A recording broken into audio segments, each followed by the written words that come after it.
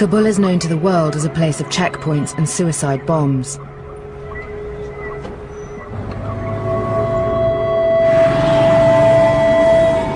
But it's a city with a hidden side. We're in West Kabul, in one of the poorest parts of the city, one of the highest rates of unemployment. I'd been told something was happening here that until recently was unknown in Kabul. Hundreds of addicts gathering to buy and take drugs. We've heard that the spot is under the bridge here.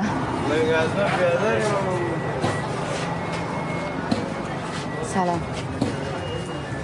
Right, this is the bridge. And there's a really, really bad stench. It's a dried riverbed here, full of rubbish. Oh, wow, look at this scene. There are a few hundred men here, crouched among the rubbish and looking at the floor. It's just full of needles, and you can see people using all around me. The men were happy to talk to me. They told me that over 600 addicts use drugs here every day, and there are over 20 spots like this throughout the city.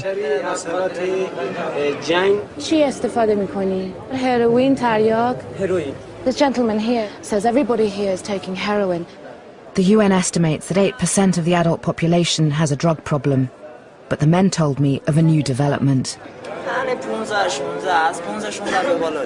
Every day, more and more young boys were turning up under the bridge, and they were all addicts.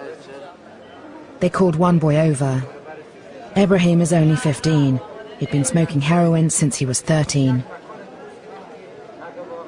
How many of your friends take drugs? Ibrahim says that 5 of his friends who are the same age as him, 15, are using drugs. He said he suffered from depression. Ibrahim says he started taking drugs because both his parents were killed 8 years ago in the war, in bombings. Other boys arrived to speak to me. The stories they told were of lives and families torn apart by the war. Najib is 16 and started using heroin when he was just 12 years old. Najib says that most of his friends use drugs. Yeah, they start young. They start from 11 years old. Over the last 8 years, drug cartels have started to refine their vast opium poppy harvests into heroin, a more addictive and profitable drug. Now the Afghan street price for powder, as it's known, is the cheapest in the world.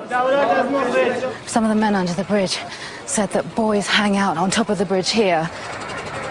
We met another young addict, 15-year-old Ali, who'd been using heroin for the past 2 years. Ali says he's bought his drugs and now he's going to go and do them somewhere else. Ali's mother was dead and his father had fled to Iran. He took me to where he was now sleeping rough, in a little park on a traffic island.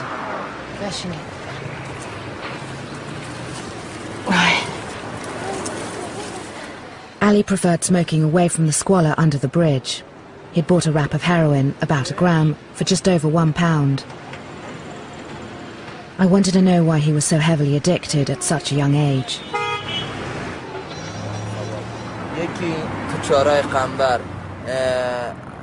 First he'd witnessed a suicide bomb in Kabul, then he went to stay with relatives in the countryside.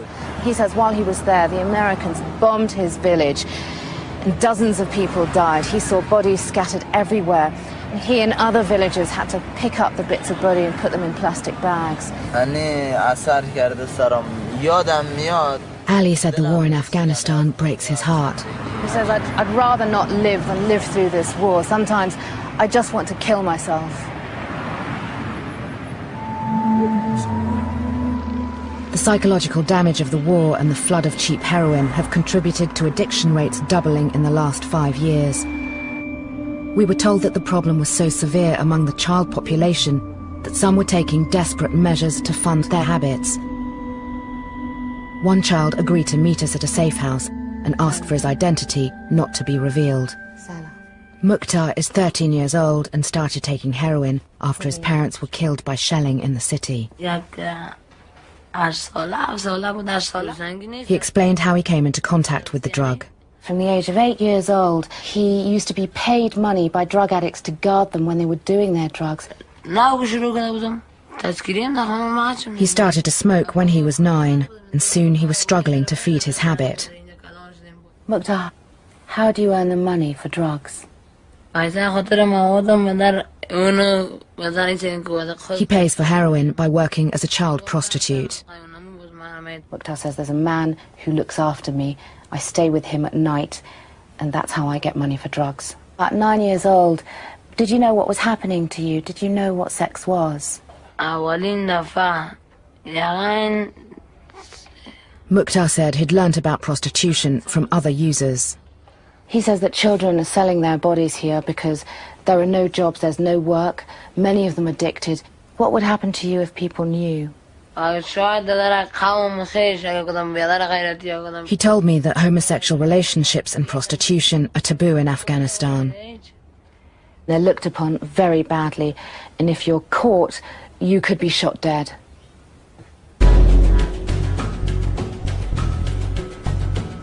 While I had met child addicts from broken families on the street, I was told there was also an increasing hidden epidemic affecting parents and children in their homes.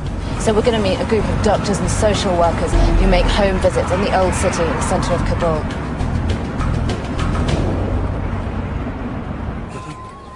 In this deeply conservative society, drug addiction is seen as a dishonour. So the Najat medical team have to visit families who are too ashamed to seek help. I asked Dr. Shinkai Minawal how bad the drug situation was among families here. In this area, there are about 130,000 families, and she says that 60% of them are addicted to drugs here. Dr. Shinkai said many men had picked up their addictions working in neighbouring Iran and Pakistan. The men use drugs as a stimulant to help them work longer hours. We've just arrived to the first family we're visiting. In the last few years, workers have started to return home, bringing their habits with them. Karim's husband was one of them. He'd now passed on his addiction to his entire family. Farima says she's got 6 children, and she pointed to this little girl here and says that her 14-year-old girl smokes opium, and she just showed me her little stash of opium.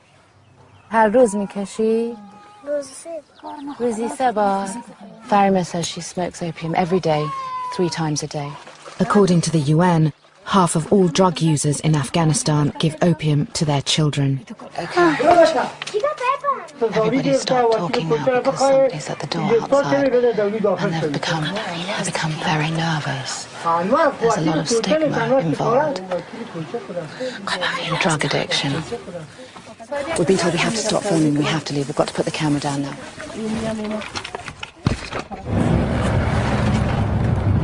That just goes to show what a sensitive subject drug addiction can be in this country. An angry group of locals had gathered in front of the house, and they were demanding to know what the doctors and social workers were doing. So we had to sneak out the back of the house, but the doctor told us to get out the area as soon as possible, because situations like that can easily escalate.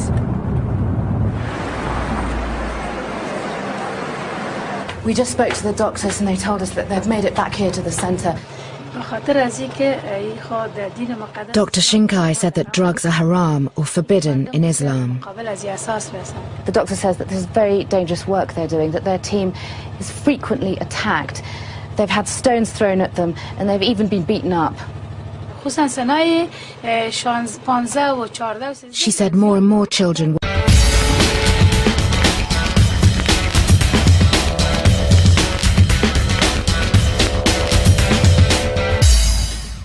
becoming addicted because the country is awash with heroin and opium. The doctor says if the government doesn't do anything about this situation, Afghanistan is going to face another disaster.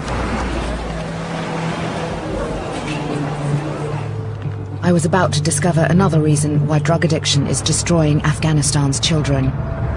Hundreds of thousands of Afghans have had to flee their homes because of fighting in the south of the country. Many have come here to Kabul and are living in makeshift shanty towns scattered across the city.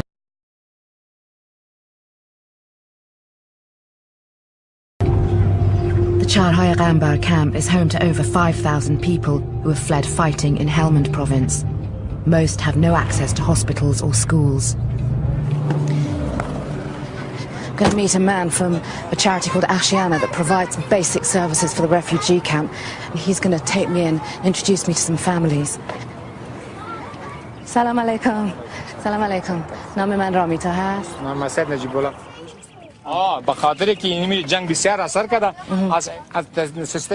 Asad Najibullah said there were many child addicts here, and not just for psychological reasons.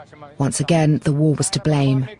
He says many of the children here have lost limbs because of the war. They've been severely affected by what's happened to them, and they're very poor, and they've got no money for medicine. He introduced me to Zarima, who was hooked on opium. This little girl is 3 years old, and you can see that she's lost her arm.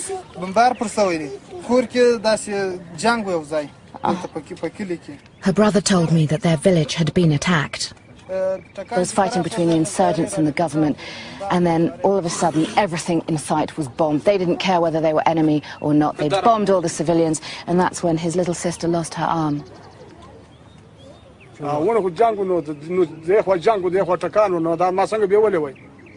Her father, Mirajan, said he had no option but to give his little girl opium. He says, I couldn't get to a doctor, there was no medicine, what could I do? Since then, Mirajan had tried to stop giving her opium, but she'd suffered severe withdrawal symptoms.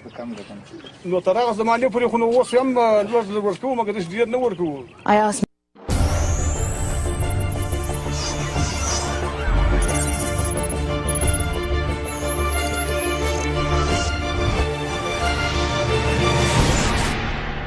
Documentary TV. Mirajan when he thinks Zarima will stop taking opium, and he just said simply, well, I'll have to give her opium because she's an addict. Najibullah took us to meet another family. Salam alaikum. Gul Jumeir is also addicted to opium. Her father told me what happened. Said Ghulam has just showed us his 10-year-old daughter here. A bomb hit their house during fighting. He lost 4 of his children. 2 of his children were badly injured, including Gul Jumeir. Sangin.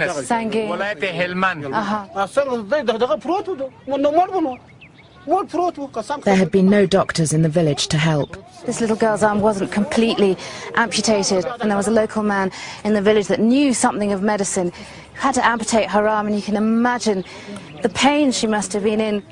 That had happened 2 years ago, and she was still in pain. Now opium was part of her daily life. He says that he doesn't have much money, but he still has to give his daughter opium, and he says that opium is much cheaper than a painkiller that you get in a chemist. And he says you just need a tiny little bit of opium to ease the pain. It's very strong. The families I met were left to fend for themselves. Government doctors rarely come to the camp, and too few aid agencies are equipped to deal with child addicts. I wanted to find out the extent of drug use outside the capital. We headed 300 miles north to Badakhshan, one of the most remote and poorest areas of Afghanistan. You can see just how isolated this area is. In the last 5 hours we've been driving. We've only passed a couple of cars. Every now and again you can see a village dotted in the mountains. And for 6 months a year, most of this area is completely cut off from the outside world when it snows during winter. Criminal cartels, insurgent groups and corrupt government officials reportedly smuggle a quarter of all Afghan heroin through these valleys into neighbouring countries. The province also used to be one of the main opium poppy growing areas until an attempted eradication campaign. We went to a former opium farming village, Razrak, to find out what had happened since then. Salam alaikum. خوشحال شدم. رامیتا هستم. سلام علیکم. مشکلات بزرگ چی ان اینجا؟ Chief Dwabeg told me there were 400 people in his village, and now all of them used opium. He says we've got so many problems in this village, but our biggest problem is drugs. We've got so many villagers who are addicted. Men, women, and even the children of our village are all addicted to drugs. We were taken to meet a family. Salam alaikum. Salam alaikum. Naam man Ramita hast. Talib Shah and his wife Mary Nagar told me out of their 6 children, 3 of them were opium addicts. 11-year-old Sangin Mamad had been smoking the drug since he was 3 years old. Soon as his dad said, "It's time to smoke," he jumped up, he knew exactly what to do.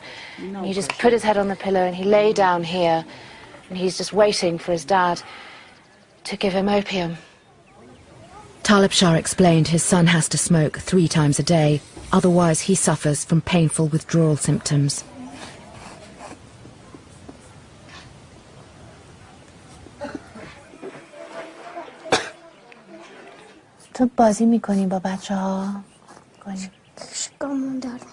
I'm just talking to Sangin Mamad, and it's really sad because he's just a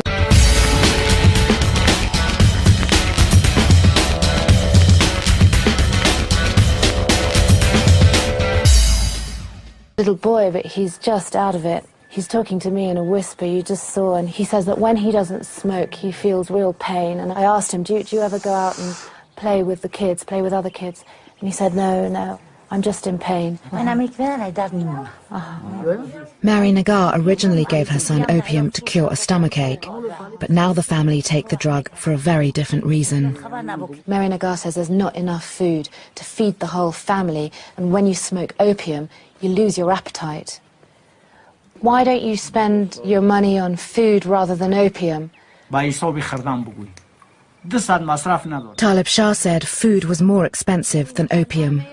To feed the whole family for a day costs about £3, but to buy about this much opium, which lasts a day, costs about £2. And when they take this, they feel less hungry, so they eat less. Do you have food in the house now? Mary Nagar just brought me over to show me what food they've got to eat tonight. There's this flask of tea and just these 2 pieces of dried old bread. And this is to feed 9 people in this family. Mary Nagar saying this bread is all we've got. We've got nothing. No meat, no fruit, no vegetables. Hichi, nothing. Outside, Joabek said they used to make enough money from growing opium to buy food. But since the government destroyed their opium crops, they had lost their livelihoods. Along with not being able to provide themselves with food, he said they no longer could afford basic medicine. Opium here is the answer to everything. They rely on drug dealers that come round from village to village, he says, selling the drugs, and they service the whole area. Joabek said what worried him the most was the rising number of child addicts in the village. The chief said it will be a disaster if the children of the village are not treated for drug addiction.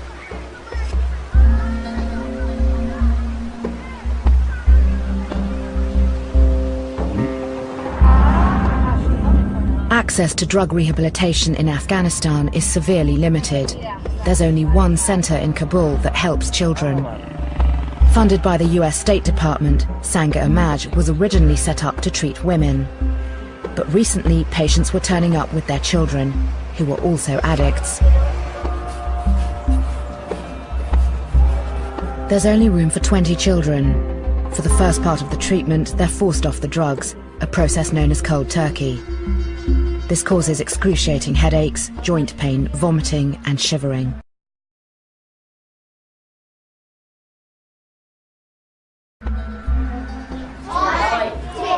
I was taken to see a new arrival, 9-year-old Qalandar. This little boy has just arrived today. Today will be his first day in detox, his first day of withdrawal, and he's addicted to opium. And you can see he doesn't look very happy, he doesn't look very well, and you can see it in his eyes. The children here were at varying stages of their 45-day treatment. Most of them were from poor families whose parents had heard of the centre through word of mouth. چند سالشونه؟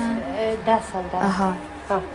یا برادر هستن یا غیر مستقیم است. The teacher's just been going along the row of children, telling me how old these children are, what they're addicted to.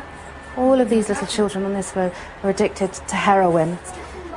It's just incredible, they're so young. It's hard to believe that we're in a room full of drug addicts and they're all toddlers and tiny, small children.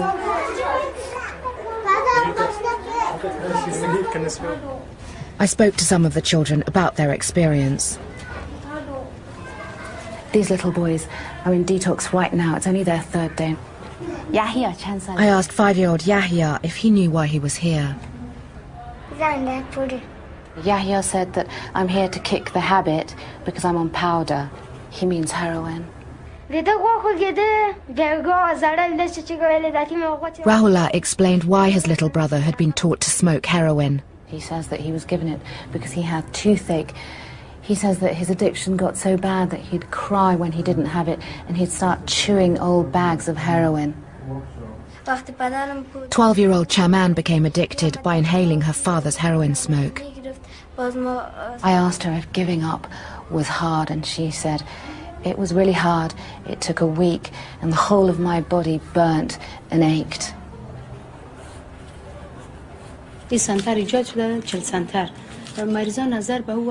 One of the doctors, Latifa Hamidi, said in the past 2 years there'd been a 60% increase in the number of child addicts turning up. She told me the future of the country was at stake. The doctor says there's going to be a generation of drug addicts that need help, that aren't going to be able to work. Chaman was at the end of her treatment and was now being allowed to return home. Her mother Layla had come to pick her up.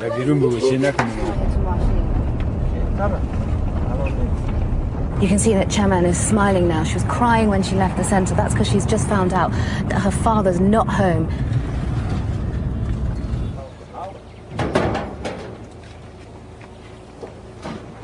Chaman's father became addicted to heroin while working in Iran.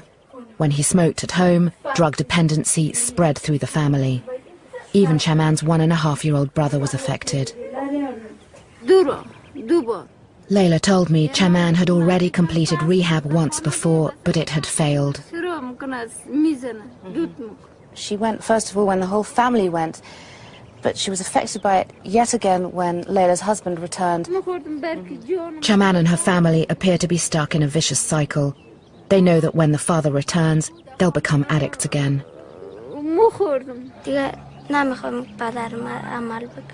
All Chaman wishes for in her future is that her father stops using heroin. She says, I just want him to get better. UK aid to Afghanistan is being increased by 40%. None of it is currently dedicated to any drug treatment programs. While the world's focus is on the fight against the Taliban, Afghanistan is being consumed from within by an equally serious and long-term threat.